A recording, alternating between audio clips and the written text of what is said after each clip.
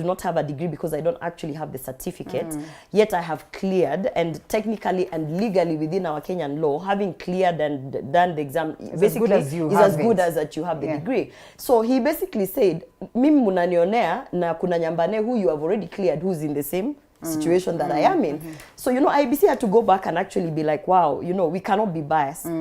So it's either they both go through or they both are removed from it. Yeah. And they made a decision. And I think I love the fact that we're talking about institutions. Just like I've said and I'll keep saying, it is not for us to come on TV and discuss. Because, Alela, I can discuss all I want, but I'm an active Kenyan. The most I can do is petition, But as at now, the situation is that we are relying on the Commission of Higher Education to actually come and say, according to us and our, checklists, we are saying that maybe we might have been wrong for having cleared Sakaja. But so far, they have said we have looked at his paperwork and he's fine. Well, we're expecting the university this for tomorrow. Yes, the university in Uganda, they wrote to the university in Uganda. Visa says we do not have a team university here in Uganda, please. The university in Uganda, they were waliandikiwa wakaulizwa huyu mtu wenu student, was he there, blah blah blah. They responded. So it would make, if any other person would wake up, Gloria would wake up and start saying Raila Odinga's papers are fake, and then we start, holding the IEBC, making them busy, calling people, come and explain this and that, then there's no point of having institutions. But we have an institution here, Commission of Higher Education, together with the IEBC, who are mandated to actually check, this is clear, this is true, this is false, and then, make the next step. So for now... We can only wait. No, for now, Sakaja is cleared, He has been cleared by the Commission of Higher Education, and that is the status. And I keep saying, anyone who's pushing the agenda of trying to bring any other conversation other than the economy to the electorate is because they either do not have anything to sell to the electorate, or I can tell you this for a fact, the Azimio fellas have actually realized that they've lost Nairobi. Last week they were talking about Last week they were talking about Igathe being gay. Okay. And they were fighting, doing press conferences of nonsense, because no one cares about your sexual orientation when you're coming to leadership. So last week they were busy battling it out internally. So when they've realized that they've lost Nairobi, they've decided, okay, and so you think this is a proxy? Ni kufa makanga, kufa dereva, kufa kila mtu. That's why now they're coming for Sakaja. Gloria, if the papers are clear and straight, why would they come for him? I would advise, you can't ask. We're in a political, very heightened political temperature. Political bad manners. Some of these things to be straight to the point. I will tell you for a fact, by 12 noon today, because I have mentioned Robert Alai, he will come with a scandal of my husband, my ex, and whatever. It's witch hunt. Is it not what will be asked? If there's really nothing to hide, why not? No, there's nothing. And it will be like, now you have become a person of interest. So we are going to throw all sorts of propaganda at you so that even we can keep you busy. And I'm trying to tell the electorate, I'm telling you by Robert Alai, that's 12 o'clock you're late. 11 o'clock. Atakuwa amekuja. Kuna story juu ya Gloria. But I won't even be surprised. Gloria, would that not be misplaced? Because after all, who's gone to the court? Can I just say who's gone to the court? Who's gone to the IBC to present this and to question? Can I just see there's a complainant to end? Yes. And nani ameenda akasema huyo si these si majina zake. Yeah. So and they are following the processes. So I'm just why are telling you hitting hard on I'm just telling you in how it works in politics is you are trying to make sure our agenda is not seen to fruition. So we are going to keep you busy. As I have said, for me, I don't understand how an MCA aspirant is busy witch hunting a gubernatorial candidate. Hold it, Gloria. If it allow me to just finish my thoughts. Yes. If it was Igathe or the other lady coming for Sakaja, we would even throw it as competition. Unajua wanapigana because they want the same interest. But you have an MCA aspirant who has nothing to do with that seat, who has no capacity to even run for by the way, he tried to run for MP and he was unable even to secure the seat from his to even go for primaries. Besmirching any candidate on TV is not going to add points to oneself. Excuse me. Yes. I have allowed you to speak everything you've wanted to talk. These are my opinions. But Gloria, so allow me to say my opinions. My opinions are that do not digress us. I'm very objective. Robert Alai tried to run for MP. He didn't even go for the primaries. He came. Why is it about Robert Alai? Because not about those people that have presented this conference. We are privy to this information. The person who started this narrative last week on Monday at 9:15 a.m. is Robert Alai. The burden of proof lies with with the IBC. Yeah. So actually, we I think if we change the process in which we do our elections, because besmirching Robert Alai is not here, he's not here to defend himself. Sakaja is not here to defend himself. Yes, however, it is. Yeah, so let's put it away. So with that, what we do say is that the institutions themselves will be able to pronounce themselves on whatever issue that is there. And, you know, whoever's credibility or qualifications that will be called into place, we have said that they're credible institutions, and the process that they're going through is going to be very, very thorough. Yeah, and those processes have cleared is that by midday, because that's what they have said, by midday, they will be able to inform the whole country as to whether this person has been cleared or not. The issues now that we should be discussing. They've booked an appointment with the IBC. That is for Wednesday. Alela, you know, I feel like you're not being fair. We're holding. You know why I feel like you're not being fair. Let's look at the political ramifications. Because if Robert Alai is not here to defend himself, Sakaja is not here to defend himself. But Gloria, we're talking, and we're not talking about Sakaja alone. We're talking about this whole lot of people that are here. Questionable integrity, the question of what it means for the country and the election, and also, I mean, it's typically about the degree question. Absolutely. And here we are. And so if it's about these individuals, if it's about the degree, if it's about the IEBC, the political ramifications to whoever is one thing that we also need to discuss. And maybe that's why you hear Gloria says that this other side, you know, has realized that probably they're going to lose this to Sakaja. Is that really the level at which we are playing? Whether or not that is, you know, because academic qualifications are stipulated to be a requirement. So if that is a requirement, then that is what is expected to be presented. Why?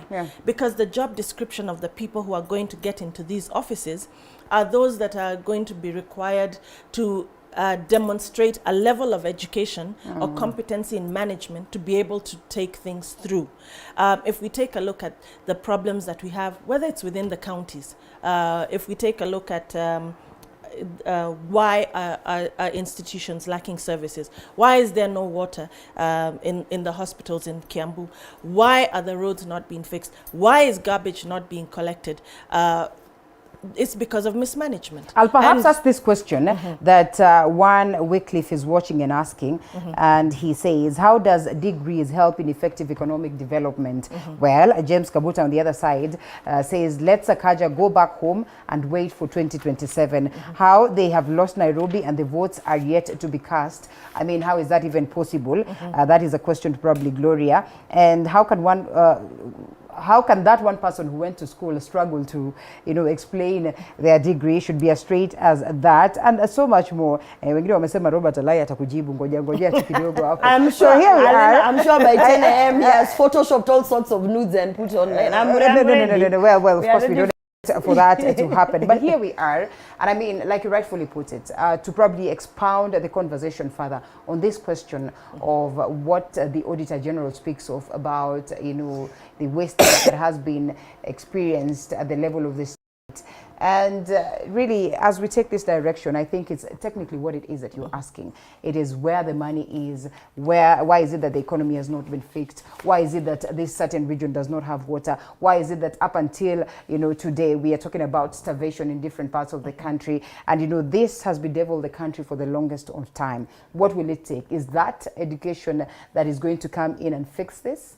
Well, what I would want specifically is the Kenya qualifications to be able to go into all areas of public service and verify that everybody's degree is legitimate and everybody's academic credentials who is heading an institution are legitimate, because we need to be able to answer these questions. And I wish Ndengwa Jiro was here, because when it comes to the issue of we have laws, we have legislation. When we see this kind of wastage, and Chapter 6, should it not also be put into place for these heads of these institutions? We're told KRA here, 61 state departments. Should they not have what do you call it, Chapter 6, integrity in every single person who deals with public institutions, public funds, any organization that deems to be working with the public. We need to find what are their academic credentials, because we cannot have this kind of wastage with the country.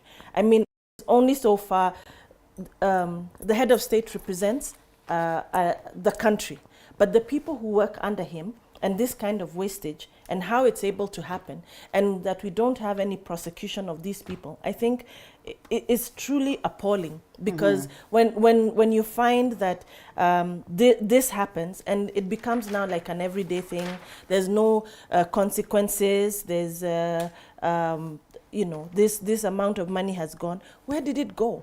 Gloria Orwoba, you know, perhaps this explains why President Uhuru Kenyatta was saying that the country loses about 2 billion, you know, on a daily basis.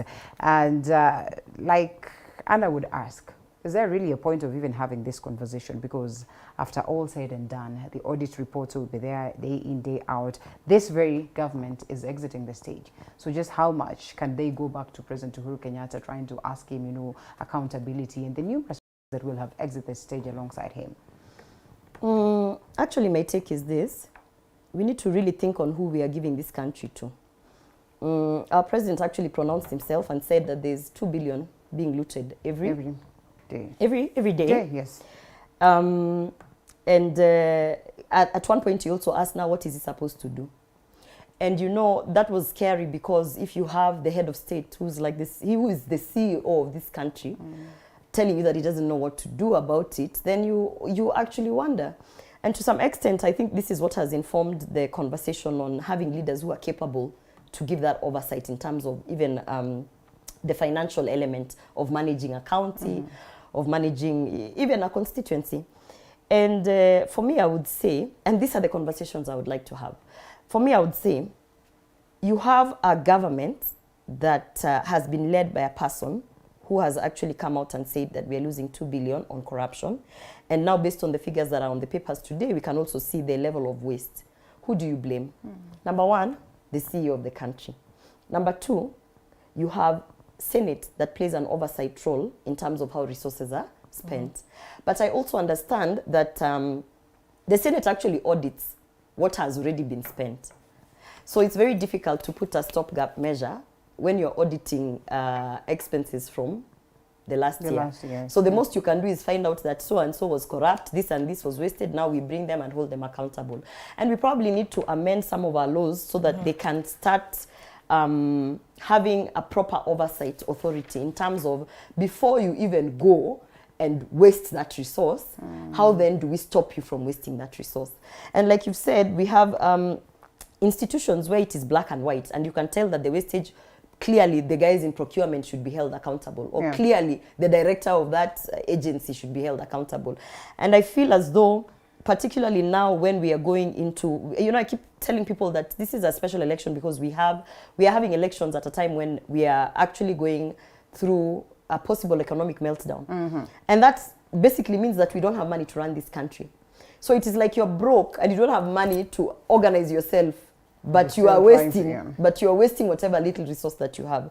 So it's a bit unfortunate in that perspective. But I also want to say that the same people, or the same person that has had the full autonomy to ensure that we should not waste our resources, our president, is the same person who is fronting a presidential candidate saying, this is the person that is good for you, this is the person that will continue with my legacy. You know, so if your legacy is wastage of resources, what we're saying is that that person is going to push on the wastage of resources. Gloria, is that really the case? He has worked with the Right Honorable Raila Odinga, has worked with his deputy, and has, you know, evidently as well spoken of the fact that, you know, it breaks his heart to speak of how corruption continues to bite the country, you know.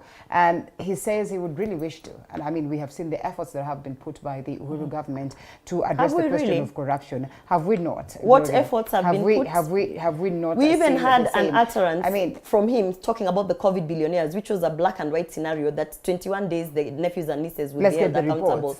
And nothing happened. We had a whole Senate report of the managed equipment services, which was a huge scandal that no one talks about, but we were basically strategically leasing equipment that we didn't even have capacity to and operate. that you overlook the Some of Kamata them, Fridays and overlook we are the even, DCI, we are the even not DPP talking and how about it- the fact that just months after the KEMSA scandals, how they handled the management of KEMSA is that they actually went and victimized the junior officers and left the serious thugs who are on senior management level. So when you say that this government has actually put efforts, I'm like, no, there are no efforts there. We should have seen convictions of COVID billionaires. You know, I don't want to ask you where the deputy has been because really You we all can ask me. understand. No, it's a solid question. Yeah. The deputy has been the deputy. Yeah. And I can tell you this for a fact. We are sitting here and we have a deputy gubernatorial candidate. And you're well aware, as a deputy, you do not have the full authority. Is it so? You do not Is have that the what you're autonomy. about to sign? No, I mean, constitutionally, you can come and sell us and say your boss atakupatia. Constitutionally, the person who can pick up the phone and say, listen, the 21 days that I've given, we have these institutions, we have judiciary, we have whatever, ni nini wamekosa, hawana budget ya kufanya investigations, how much is needed. The person who can push the goodwill that you need in government Is the boss. Is the boss. It is not the minister, it is not the deputy, it is not the CAS, it is not. The boss needs to say, I'm going to fight corruption, pick up the phone, and ensure that these institutions are running independently. Gloria, let's take a short break. And on top of that, I want to say this, with this wastage of resources, you need to really look into those numbers. And to look into those numbers, you need to open your eyes and understand that those numbers have actually not been manufactured from the air. Those numbers are coming from government institutions. Institutions, Yeah? right at the heart So of those it. numbers are legitimate in the sense that it is the same government that is wasting resources that has now audited and come and say, by the way, we've been wasting resources. After this short break. You know. After this short break.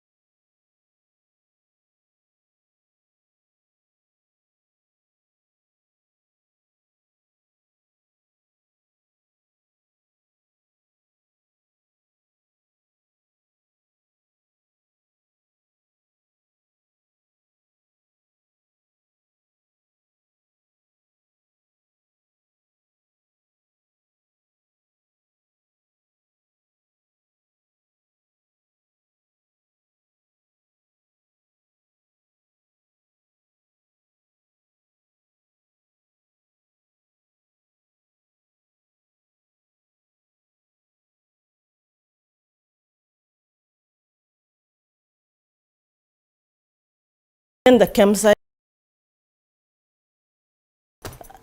the deputy and his family as well, which I think is quite unfortunate, because leadership is supposed to be an opportunity to serve the people of this country.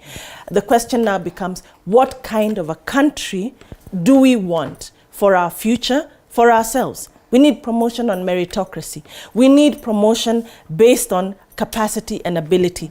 Standards that need to be set so that when we are taking a look at this country, you look at Kenyans, when they go out into the world, they shine. Look at the developments that have happened in this country. So what is it that allows this level of wastage to continue? Because there must come to a point where people say, you know what, and I keep wondering about this thing. You go on and you take a look at the county. Like right now, they are busy trying to grab some land near Kamiti Corner, 80 acres, and give 25 to the public and be left with the rest. As long as it is public property, whether it is now, 20 years, 50 years, one day there will come a Kenyan who will stand up and say, enough is enough. This area is supposed to host schools. This area we are supposed to have a public facility, and this area has been grabbed. Bring down your building so that we can be able to provide public facilities to the people. And I think that's the point that Kenya is getting to. When you find this level of reports here, they will be acted upon.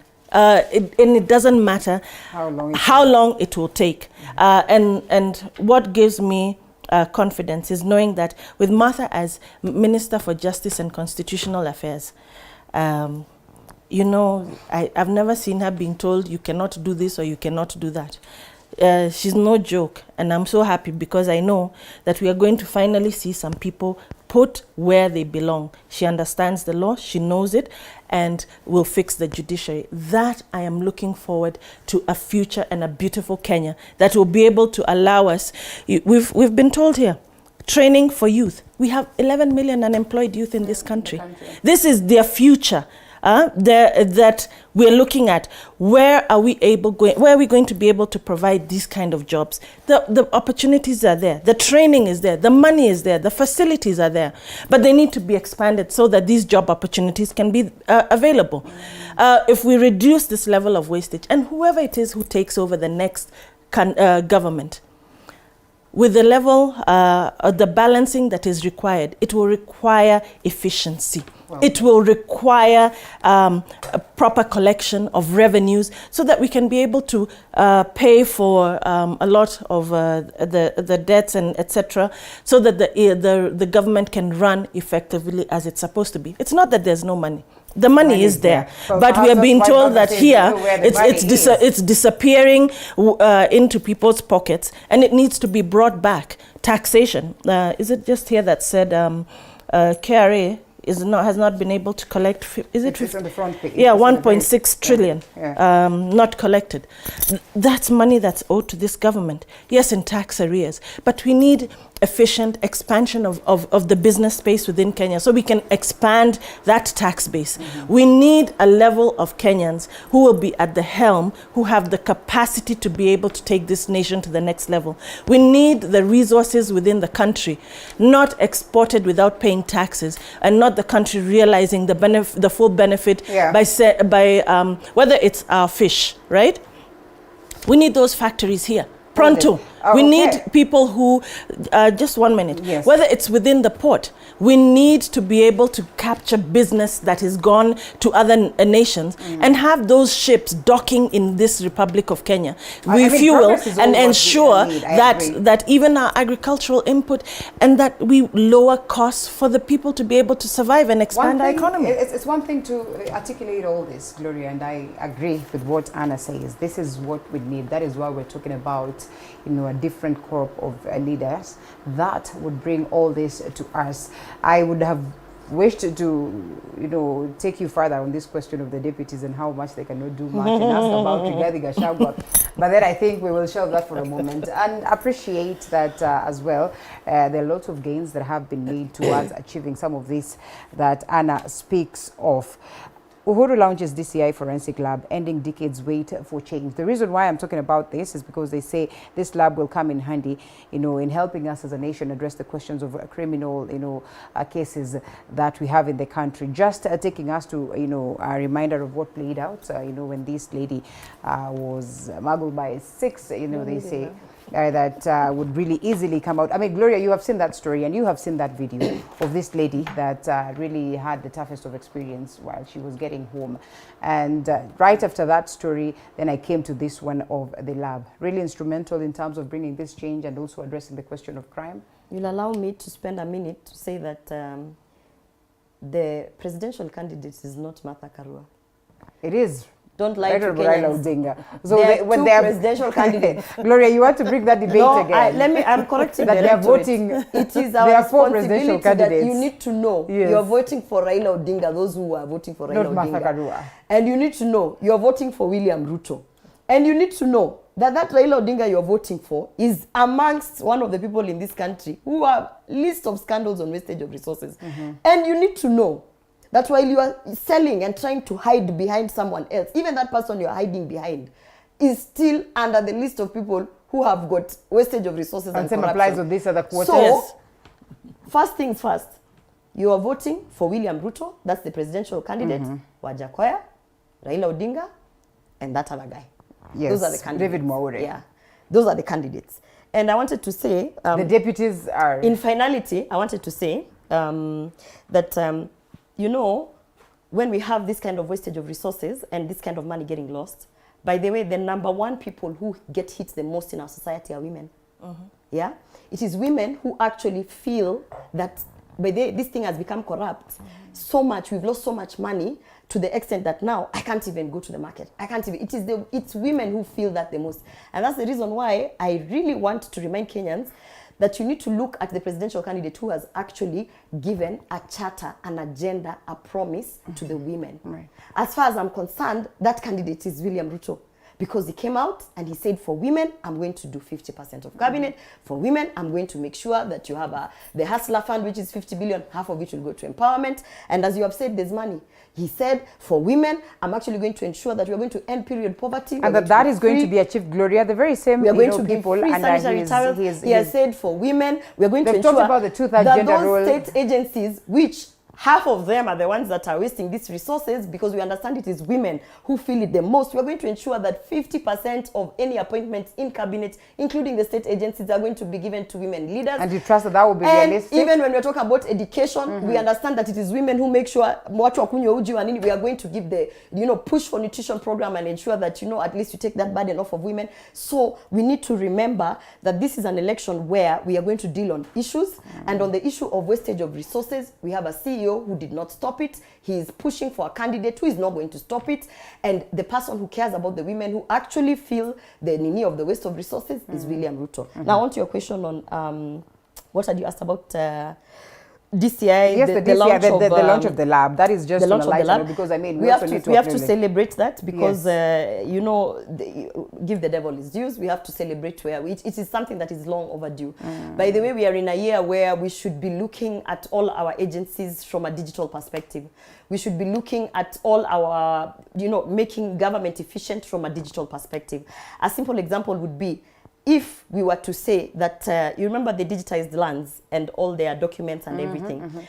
And if we were to say that we're going to keep it digital to the fact that you don't need to now be having all these files that are kept somewhere, alafu mtu anakuja anachoma your building, those are more than something like 10,000 jobs which would be created directly from those ministries.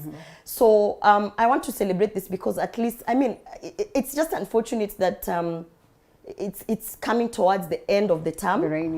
And I feel like it's only towards the end of the term, and when Uhuru Kenyatta declared that he will not be participating in the campaigns and going around with Raila, that he has shifted back his focus on the work that he should have been doing.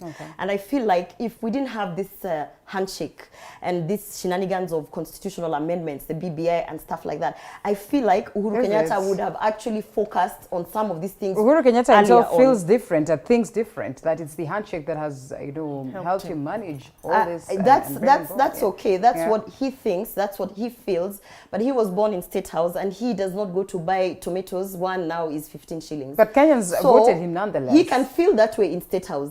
And we are telling him down here as the hustlers, the feeling that he has, yes, it does not translate on the ground. So I'm saying this is a good thing.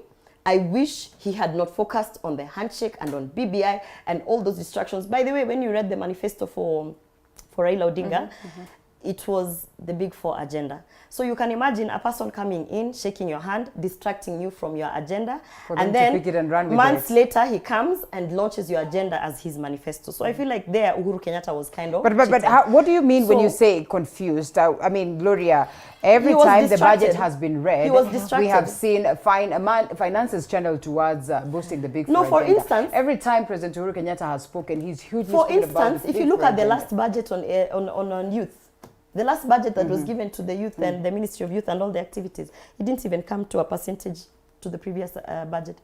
When you're distracted, you're like, tumesahau gani. But the monies are not even here, Gloria. The monies are not even here. How much are we collecting? I was actually hoping to get to my notes so that I can read for you the last budget and how distracted we are, so that we didn't focus on the Big Four agenda, which was health. The focus was there, well, not as such, but reality is that how much monies do you have as well to say that the focus was not there, it was lost. It was lost. Universal healthcare. Universal healthcare is always been discussed. In fact, the question you should ask while yes. we are reading on wastages of resources, how much money was spent on BBI, which actually later was declared unconstitutional. How much money was actually pumped into going around the country? How much money was pumped into the 14-member committee of an average of 60-year-olds? How much money did they receive on every sitting? Those are the kind of wastage of resources. And if we're going to ask about how he was not distracted, outside from the BBI, how much money since the handshake has been dedicated to extra security on Raila Odinga? Gloria, is it not what they say, that democracy is expensive? How much money has been dedicated? No, it's not about democracy. It's about wastage of resources.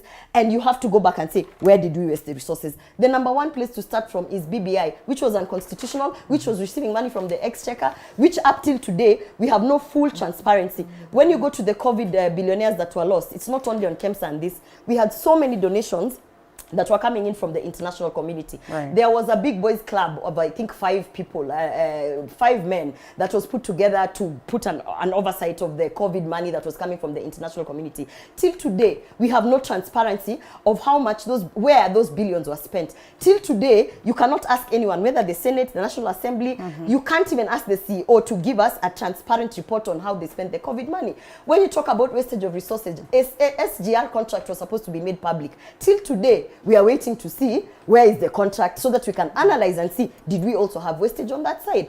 The expressway, give us the contract. Right. Let us actually analyze it. So we can't just speak and speak and speak. Do we need to see all these contracts and probably as active Kenyans? Okay, we need to see them. Why the excitement? SGR, we were promised by the way to see the contract. Yes. You remember there was a promise. Yes, President in a press Kenyatta said that he's going to do I'm that. going to release it. We still don't have it. Okay. Yeah. What is the excitement of taking this government really that looks pretty much ugly, or so to speak, from your boss? Perhaps you will tell us that, Gloria, as you have sittings and listen to him. What is this urge to take up, the mantle from a government that appears to be extremely down on its knees?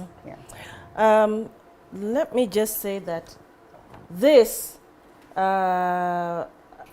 is something that when we take a look at the nation and the country that we want to have, the Kenya that we want to have, those who have been involved, and I think the culpability falls on both the deputy president and the head of the current government in terms of what they've done and what has happened. When we take a look at the wastage, etc., the misuse of funds, when I look back, I always ask myself, what was the reason of putting somebody else instead of the deputy president for the issue of running government activities?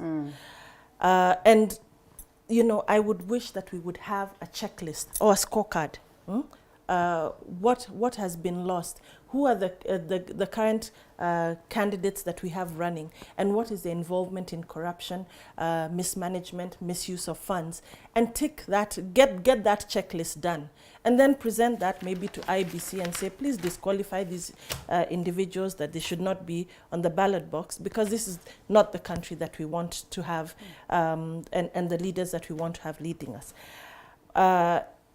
What I would want to say, when it comes to the issue of the leaders that we are choosing, from your MCA, because your MCA is the one who determines whether you get water in your within your estate, whether you have street lighting, whether you will have accessible roads. We need to take a look at the capacity of these people to deliver, their track record in terms of being able to deliver. Then we move up to the Member of Parliament and take a look at their academic qualifications. I mean, especially areas within Central, we have a track record of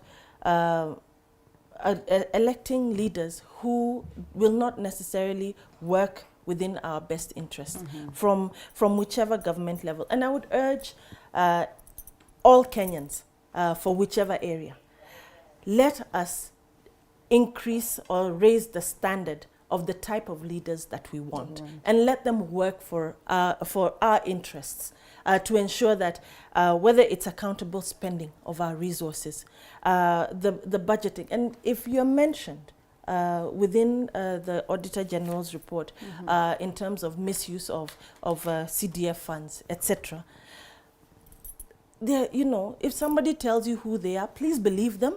You know, let's not pretend that we don't know. When it comes to the issue of, and I think this is why independent candidates are looking so attractive to the people, because they're looking and saying, you know what, you have a track record, but you have been removed from this particular party list. What is this agenda of this party, and what is it that they're trying to promote if the people that we want, who have been tried, tested, and have delivered on the agenda for the public, and in terms of the use of their funds, what is it that we want for our country? Why are we looking at that office level that is so high, instead of looking at the one that's closest to us and demanding accountability, demanding transparency, demanding services for our people? And this is what is now going to start changing the conversation. And I do actually like the conversations that we're having now, because they're starting to ask very serious questions in terms of which country do we have, where do we want to go as a country, and what will we achieve from all of this. All right. I can allow us to loop in Gloria a bit, and then we come back to you. Gloria, Julius Nyerere, yes. Can I say this first? Yes. I'm getting a lot of feedback from my fans that we umesoma utaki watu wengine wasome. No, the argument is some of us actually needed to go to school and have those degrees to be able to be articulate as we are. But there are people who are natural leaders who actually get their education in have not been privileged anyway, yes. So, and that's what I'm trying to say, that just because I needed to go to school, get my degree so that I can be articulate, I won't look at someone who is articulate as me na agenda shule niseme wewe hiyo yako ni fake. So it's about tolerating and understanding the variances that we have. Yes. And I want to say this, by the way, for the issue of Sakaja, and let me just say Sakaja particularly. I thought you said no, I will talk of Sakaja. Sakaja will not crucify me. I hope he will not. On the issue of Sakaja, I want to tell the electorate that it's not about Sakaja. It really isn't about Sakaja. It's not about him. It's about Nairobi. It's about Nairobi. Ask yourself, as a Kenyan who has been following the politics of this country, who forced and took over Nairobi through an illegal institution called NMS? It's Uhuru Kenyatta. Who's exiting anyway. Who decided to bring an illegal institution, take over Nairobi as a county, and put in an illegal institution, take over things, and immediately after NMS came in, who evicted people for the purposes of self-interest in a project allegedly called Northland City. So is it self-interest or is the interest of the people? So and actually that is what would get him off the hook. You know, you need to look behind the scenes, by the way. Nataka kuchanua Nairobians out there. The fight that you're seeing Sakaja having is because Sakaja has showcased that we are going to go back into actually following a constitution that says Nairobi is a county, it needs a governor, and Sakaja has showcased that hii kitu ni yake, ameenda nayo nyumbani, and the people who took over Nairobi from Sonko by force through an illegal institution called NMS, who are busy launching projects under that illegal institution. They are afraid that they cannot continue on their wastage of resources. And do you think they would expect to continue? I thought they said, well, right after Nairobi gets a proper leader then... Alela, do you think when Sakaja wins, because it's a matter of when, do you think when Sakaja wins, he will sit on the table to negotiate with NMS to keep them in power? But President Uhuru Kenyatta is exiting. President Uhuru Kenyatta is exiting. Yeah, but NMS... The NMS boss, the NMS boss himself has some other duties to deal with. NMS, the contract is clear that it expires. If you have a weak governor who you can influence, who you have control over, you will convince them to continue with this illegality called NMS. So the fight in Nairobi, and I want Kenyans muelewe, watu waka Nairo mujue. How is it an illegality? Well, I know that declared by the courts. It was declared yes, by the courts. It was declared. But so if we talk about the interest of the people of Nairobi. Mtu anapiga Sakaja ni vita, ni mtu ambaye alitunyanganya Nairobi. Through NMS. Are you telling us that? Watch out. So this fight is for Nairobi. A battle of titans. This is a battle of political witch hunt, you think? Let me ask you, where will Northland City sit? We saw the evictions. Can we wait and see what will happen? Well, let's wait and see. Let us wait and see the verdict. So and I think somebody else has told you as well, Gloria, if Sakaja has the papers, I don't think it would be hard for him to my issue is, of course Sakaja has the papers. It was cleared by the well, let's wait and see, yes. My issue is the witch hunt is actually not him as a person. It's the fact that they want to continue with the illegality called NMS.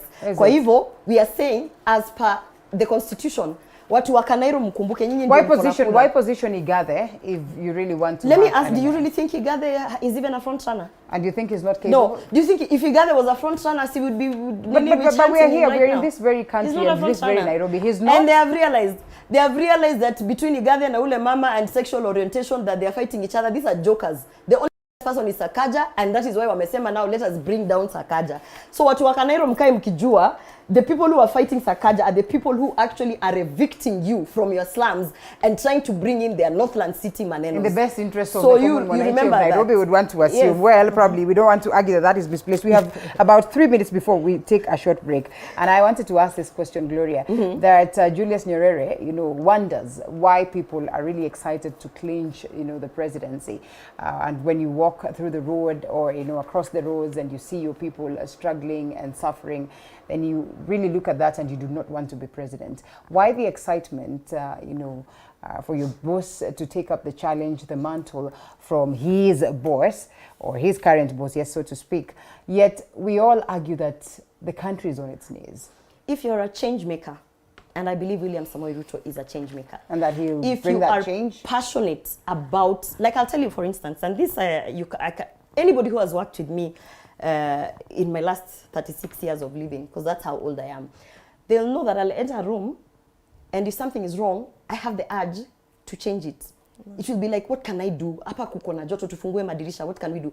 If you have that natural, passionate nature of being a change maker, a positive change maker, when you're driving around the streets of Nairobi and you're getting irritable about the jam, or all the beggars, you want to do something about it. And by the way, half the leaders who actually vie for seats are those kind of people. Of course, the other half, maybe they have their own personal interests. But I've met leaders who actually want to literally change their communities, and they have tried to do so in the different spaces. For instance, like I've tried to have that change within the NGO world, but it reaches a point and you realize you can only do it at a certain scale. And if you're going to change, for instance, a whole constituency, you need to be in politics. You need to participate in it actively, and you need to vie for these seats. So I would say William Ruto has that passion. And people can have this vision of who they think he is. But this is a person that I sit with every week. And I would say, I look up to.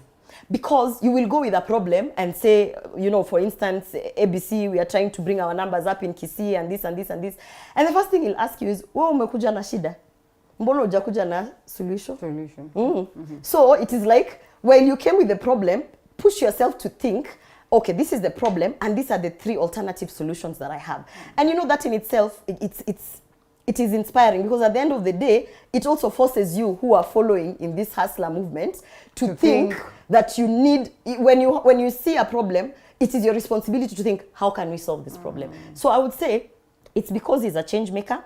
And you know, the worst thing about being a change maker and being so close to power and seeing the people in power messing up what you could have, you know, done to make but you also positive. know that change makers will not stop at anything. You know, it's like you're so... If you are there... It's like, Alela, today you're in studio and you can see this conversation is going wrong.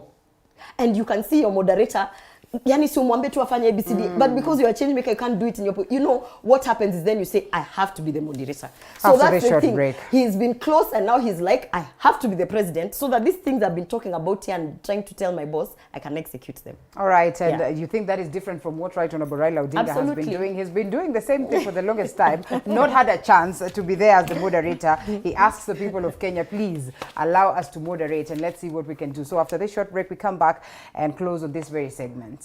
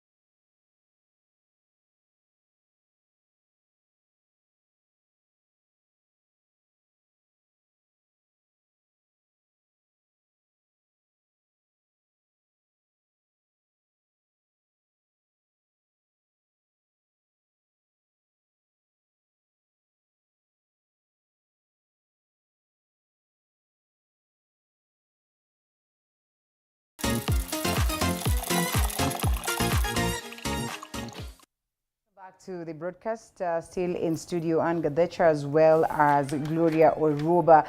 And there's so much to talk about, you know, in terms of politics.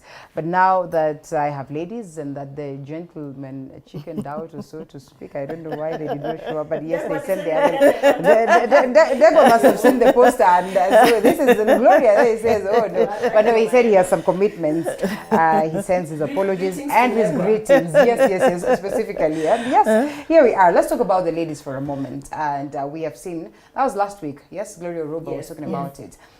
This side trying to speak to the women, and not really trying to, actually speaking to the women and telling them that, you know, the space is open for you. The Azimio side as well has put up a fight towards making sure that they gain this momentum and they gain this support from, you know, the girl child, or from the other side of women. And just before we came back from break, we're just having this conversation on how tough it can be for a woman, and that you would probably have to show interest as, you know, a possible gubernatorial candidate, and, you know, agree to deputize the other, because it's technically what probably the ground is all like.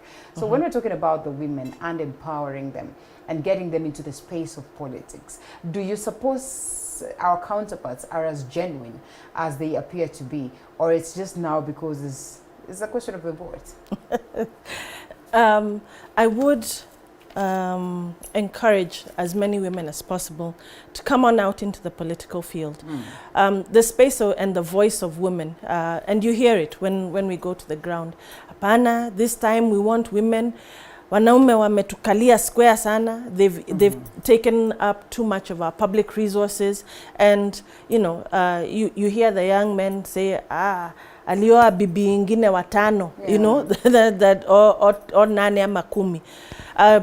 You know, because consequentially that's necessarily when that money is utilized, or you find a lot of this wastage.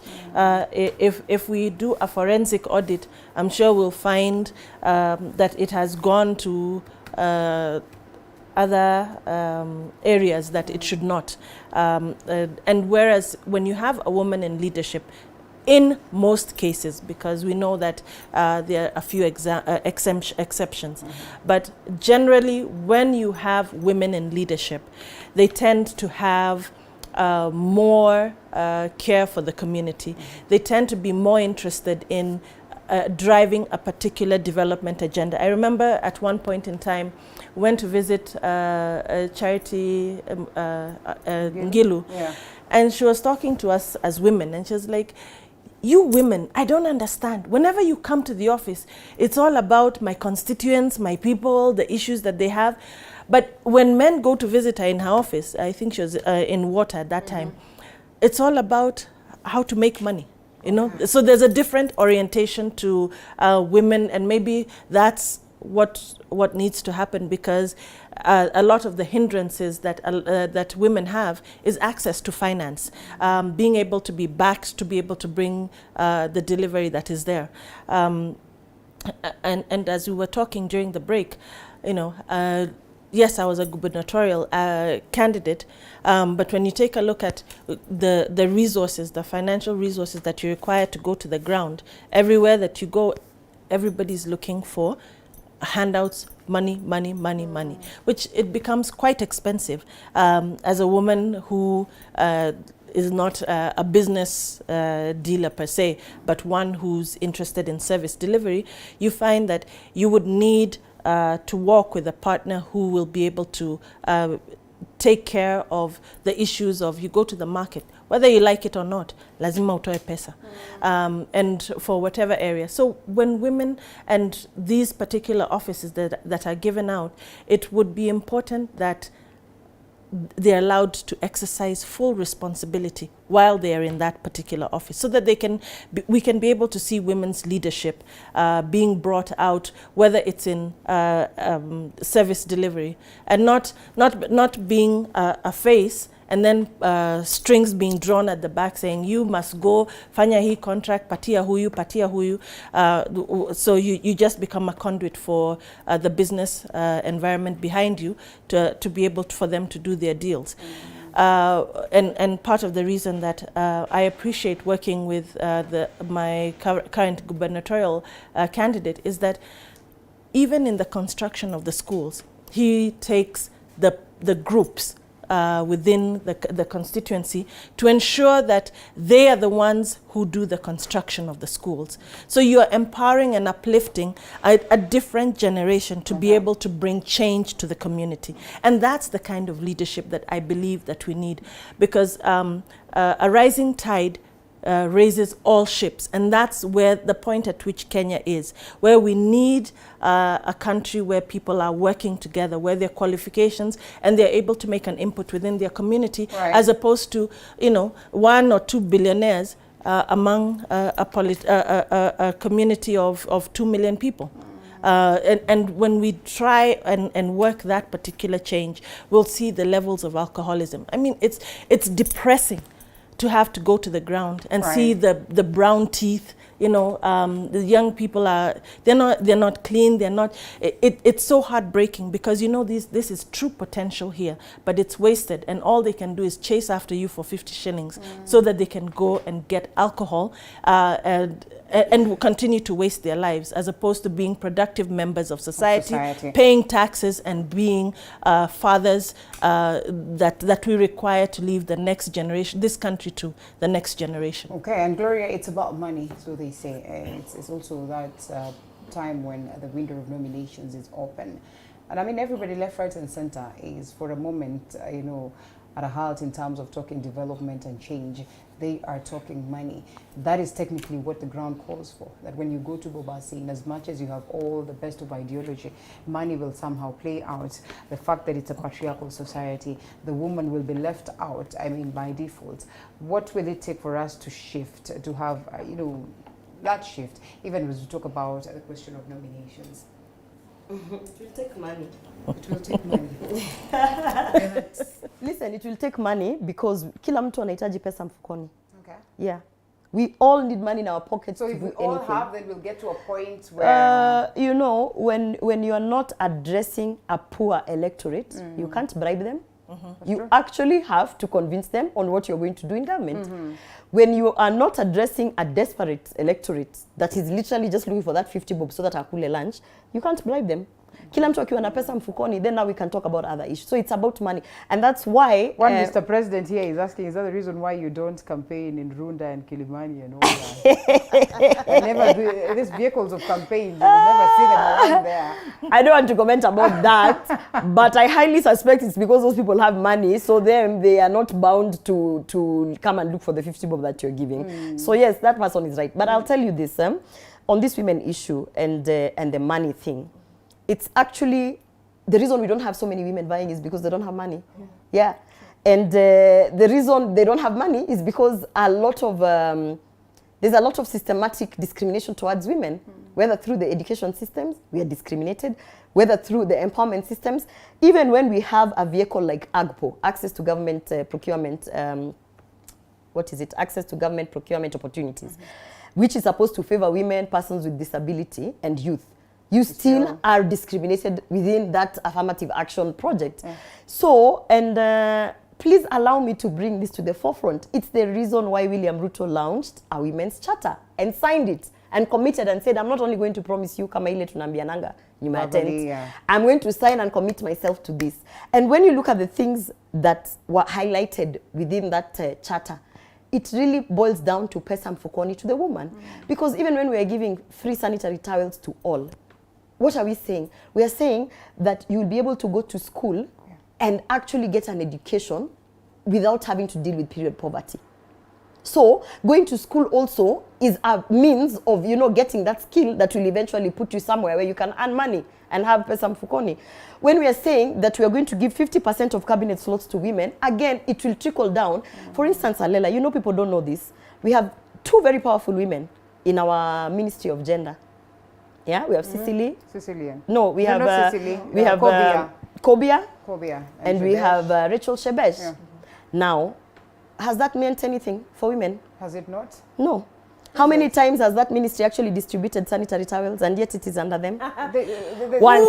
Yes. Listen, no. Who is responsible? It is actually under, it was pushed back. It was moved from the constituencies and pushed back to gender. Right. It was pushed back to gender. They removed it from CDF, put it back to the Ministry of Gender because the Ministry of Gender was then supposed to deal with it on a national level and provide sanitary towels to our children in schools.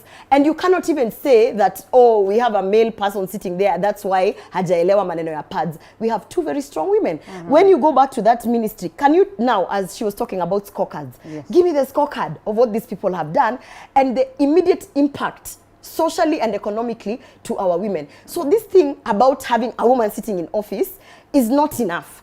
You need to have a woman sitting in office pushing the agenda for the women. So that's why what we did as the Kenya Kwanza, we were like tunawajua. Tunaweza pata hiyo 50% cabinet, mutuwekea wa mama hivyo venye mumetuwekea Shebesh na nani, and still we don't get sanitary towels. So this time we are saying 50% cabinet slots, and not only those cabinet slots, we are saying free sanitary towels to all. We are saying AGPO must be amended so that really the women can benefit from it. We are saying that on top of that, all of the public service appointments down to whatever agency, 50% them you're going to give to women so that even us, we can hunt those women and tell them, where by the way, unakaa hapa kwa Kenya Tourism Board, mbona hautumi wale wa mama wa ushanga so that they can market Kenya, you know, in Europe. So we will be able to push the women agenda economically from those things. We are also saying on top of all of that, that hustler fund, because we, you know, and I was personally involved in this.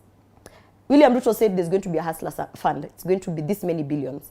And I was like, but it might all go to men again. But from where in the first It might place? all go to men From again. where? From where? So when we sat down in the chat, you're asking me from where, and she sat here and said we have money. Well, okay, so it will be from So, that money. so All right, I hope there's we'll money. deal with corruption. So we asked, I was like, boss, you are telling us kuna pesa ya hustler fund. Sisi, what we want to know kama our mama, what is the percentage of that hustler fund? We pushed for 50%.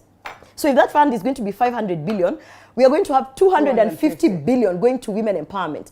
If I do the tabulations for you of 250 billion, it means if we're giving 50,000 to each woman, those are 5 million businesses za mama mboga zenye tumesema wacha tu kukaa kwa kibanda, tunakusongesha hivi kidogo, we scale you up. Sasa wewe ukue ni kama wholesale, tutakuongezea stock, sasa wewe uzie mwingine, hata wewe usonge mtu mwingine mwenye anaanza. Beautiful things to hear, Gloria. Beautiful things to hear. So for the women, let's talk about this. No, let me let's conclude. allow, because you know she's been But there at no, the heart let me of it conclude as about women women. representative, Where yes. but have been at the heart of it. I need to understand. You know, I how vowed in different. Kisii County. Yes, I know. How many women have vowed as She member has of parliament in represented. Kisii We County? need to know where they failed. How many women have vowed? We need to know where they failed. Tell me If at how all they many women failed. have vowed in Kisii No, we County. need, from I am the horse's only mouth. woman who has Proceed, vowed. proceed. So Make it even within that space, now in fact I can rightfully say, when watu wanakwambia hujaitisha kura, nimeitisha kura nilipata 5,500. And I can tell you ground ni ngumu for a woman. But we also say, sasa kama ni ngumu in summary, nini inakufanya unafikiria hiyo 50% itakuwa achieved? Itatusaidia because if we are all working, it will be achieved. For as long as let me say this, the mechanisms are accountability, the mechanisms are goodwill, first of all from the candidate. If you don't have that goodwill, you will be fighting. It's not the same. It's not the same. William Ruto, who was a member of parliament, is not the same William Ruto who was a minister. Is not the same William Ruto who is now a deputy. Is not going to be the same William Ruto who is going to be a president. Then why is it that people argue that Baba is still the same Baba? 10 years ago, Baba 10 years ago, you couldn't hold these conversations. Yeah, you are not mature enough to hold these conversations. That's true. 5 years after that, you are able to sit somewhere. Now we are talking about matters of this country. So please, let's appreciate that also politics is a career. People grow, they develop, and they are able to now deliver. Okay. Yeah. All right. So been here, they've been there, done that. Yes, been there, done that. You know, I love this conversation because we want to paint the government black and all kinds of ugly colors. But if we unveil who has the contract to supply pads in this Republic of Kenya, do you know who it is?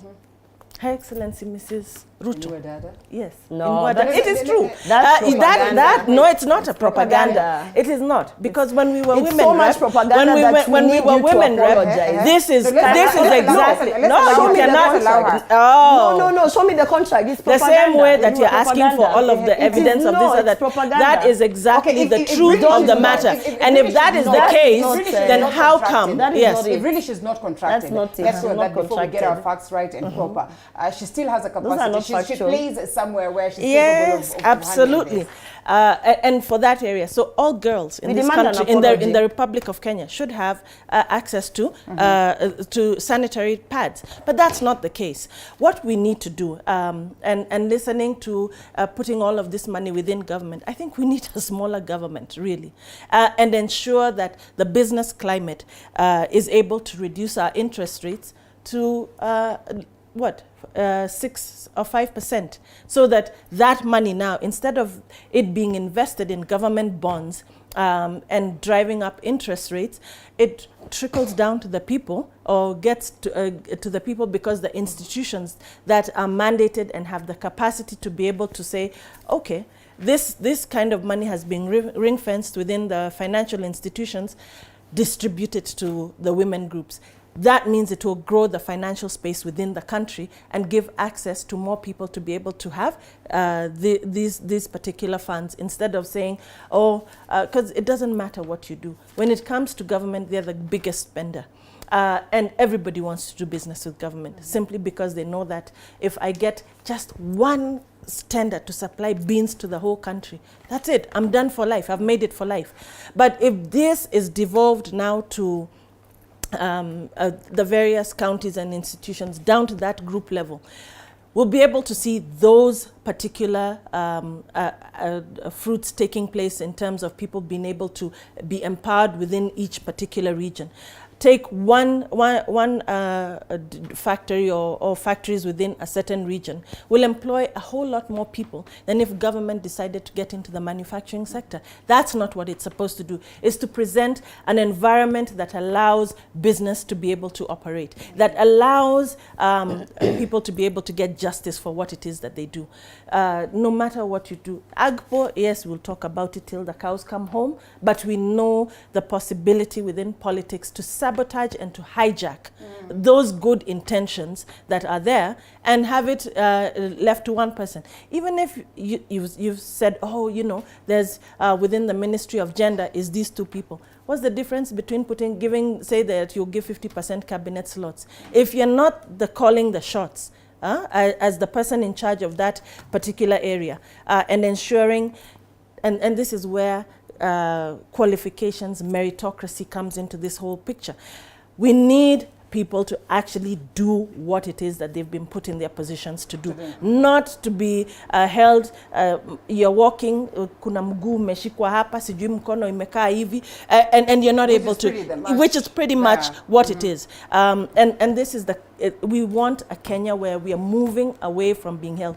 And I love being independent because all of those requirements, they're not there.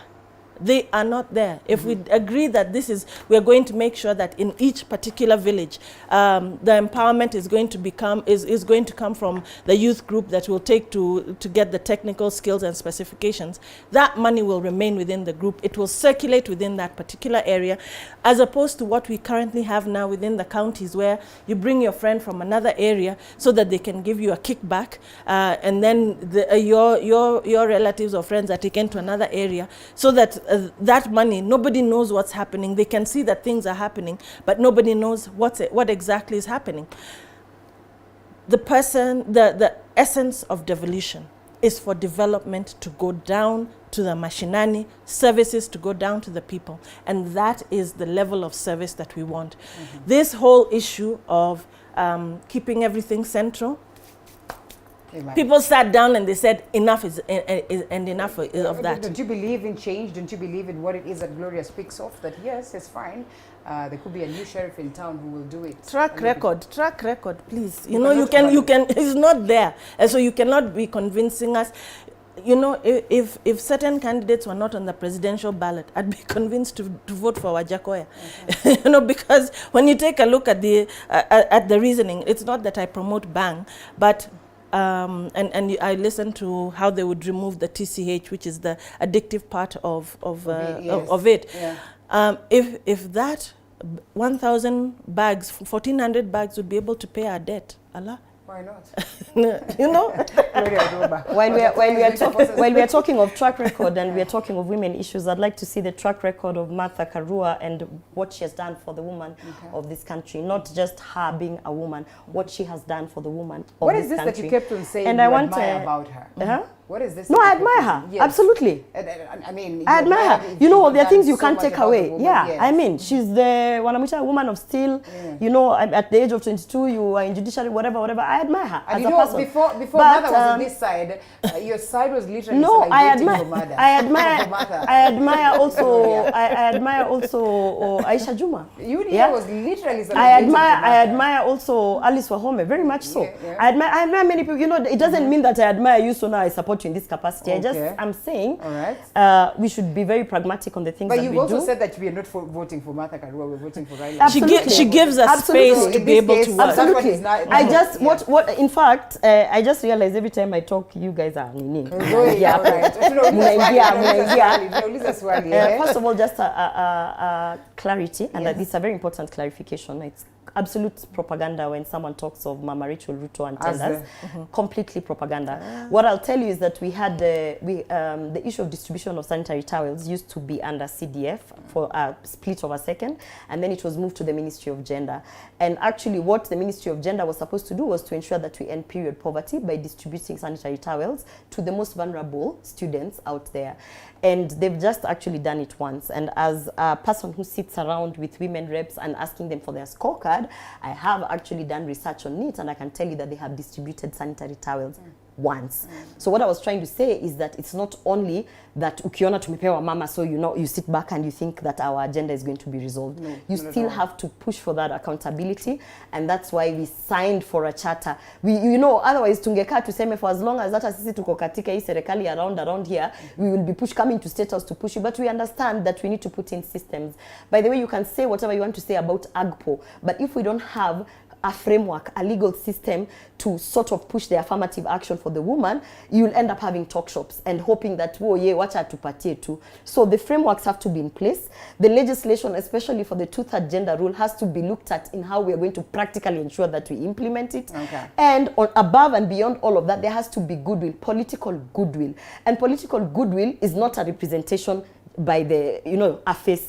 Political goodwill, as she has said, is let's see first how you treat the issues of women.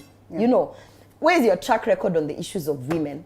When there's a big silence of how many women you, Alela, have you empowered, and yet you're coming to say, because I'm a woman and nimeeko hapa, you just believe we are going to empower women, then it's questionable. So give us we have a charter as Kenya Kwanza. It has clearly defined what we are going to hold our president, William Ruto, accountable for. It has everything, including a scorecard every year when he's going to go and give the State of the Nation address. He's going to address on the gender part. This is what we promised. This is what we have achieved. This is where our challenges are. We are now going into ABCD, so that now it is no longer just ile kitu ya wamama. It is an actual agenda that is sitting in there. And now that we are in politics, we are hoping really, other than presenting one woman as a forefront, please tell us what you're going to do for the over 30 million women of this country, so that it's not about, as I've said, Kobia is sitting in gender, Shebesh is sitting in gender, they cannot distribute sanitary towels. So that is a clear example that it is not about a woman sitting in office. It's about them actually understanding what their agenda is and even having an agenda. So, and I can give examples of other women sitting in office in but you also would agree with me that would be slightly misplaced if she will not hit Rachel Ruto. As well, maybe in their but it's not factual. Capacity. It's not factual. By the way, it would also not be factual to say that probably they're not distributing. No, but I'm telling you, in the office I am speaking. We're in 2020. No, in the office. Okay, in the office. In the case of the as office. the minister, as the CAS, who has the mandate to push the agenda for women, they have distributed sanitary towels once, and that is Gloria, a fact. We have to close. Let people speak facts. And truly, an apology for Mama Rachel Ruto for that is required. Cannot, will not. We come to a close. Kindly. Cannot, will not. We come to a close, your parting shots. We clearly are looking for the future of this country. The future of this country lies in electing responsible, accountable, transparent leaders who have a track record of development and empowering the people. And it's important that whoever it is that we are going to vote for. In Kiambu, let us now vote for independent candidates who are not aligned to any political sway, so that we can be able to realize the issue of ending alcohol and drug addiction within the country, within the county, ensure that we have proper empowerment and deliver services to the people of Kiambu, that is water, ensure that they have electricity, proper road distribution, that we are able to deal with the ECD levels, the porridge and the food that is supposed to be served to our future generation of children will be able to be done. I believe that can only be done through the candidacy of Patrick Wainaina Jungle and his deputy Anna Nyokabi Gathecha. Gloria. Today I don't have much to say. I just want to remind the people of Kanairo. By the way, it is in the constitution that you have the sovereign right. It is you who is going to elect the leader. The interest that you see in Nairobi is those people who want to control Nairobi, those people who evicted slum dwellers in the night, right after taking Nairobi and getting NMS.